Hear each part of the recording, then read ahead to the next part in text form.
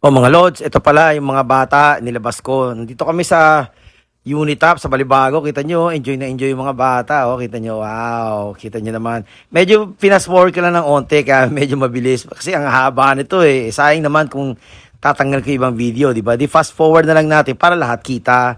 Pero alam nyo, sa simpleng ganito lang, simpleng masaya na talaga ako pag nakikita ko mga anak ko, masaya. You gotta let them be kids. Just my advice, Wag natin sanang nakawin ng pagkabata nila. Ikukulong natin, hindi natin sila ilalabas. Paglaki niyan, mga loads, di nga look back. Sisisihin pa tayo mga magulang, sabihin, bakit ganun, dad, mom, wala kami experience ng ganyan. Pag kaya naman, bakit hindi? Make sure naman na sana, paglaanan nyo rin ng pera once in a while. Hindi naman natin sinasabing every week na gawin natin to. Dahil alam naman natin magastos, di ba? Nagets ko naman yun. Kahit papano, maglaan tayo ng pera para naman sa kanila, di ba? Ano nyo, pagtandaan nyo mga loads, babalik din sa atin yan, Siyempre, magtatanong yan ng maraming questions. Kaya, mas maganda talaga para wala na tayong explanation, wala na tayong this and that. Gawin na lang natin yung anong nararapat, di ba? Kahit naman ng mga magulang natin, ginawa naman sa atin yan, di ba? Nung bata tayo, dinadala tayo sa park, kung anong lubos na makakaya nila, din sana ganun din naman tayo, di ba? Mahalin natin sila ng tunay.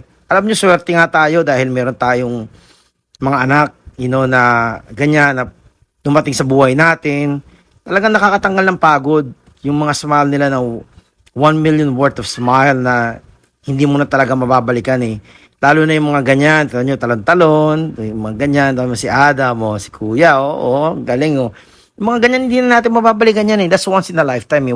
Alam nyo kasi sa buhay, there's no such thing as rewind. Tandaan nyo yan. Palaging moving forward. Kaya nga, thank God na na-invento tong video eh, di ba? Pwede natin balikan to, pwede natin, pag matanda na tayo, o pag tumanda na sila, naging mature na sila, it's their turn, makikita nila na at least si daddy, si mommy, they did their thing, We took care of them, stuff like that. So, kaya mga load, sana, huwag nyo sana pabayaan ng mga anak nyo na hanggang tingin na lang, hanggang nood na lang ng videos. Spend time with them. Pasahin naman natin sila. Hindi lang rewind talaga dito, mga loads, to be honest with you. It's always moving forward. At isa nga rin pala yan sa mga nakakatanggal sa mga pagod ko, mga loads. Yung smile nila, yung nakikita ko masaya sila. Kahit ganong kapagod talaga ako, mga loads, talagang tinatry kong ilabas sila. Kahit sa simpleng ganito lang, I mean, magastos, gets, pero mga loads, worth it talaga siya.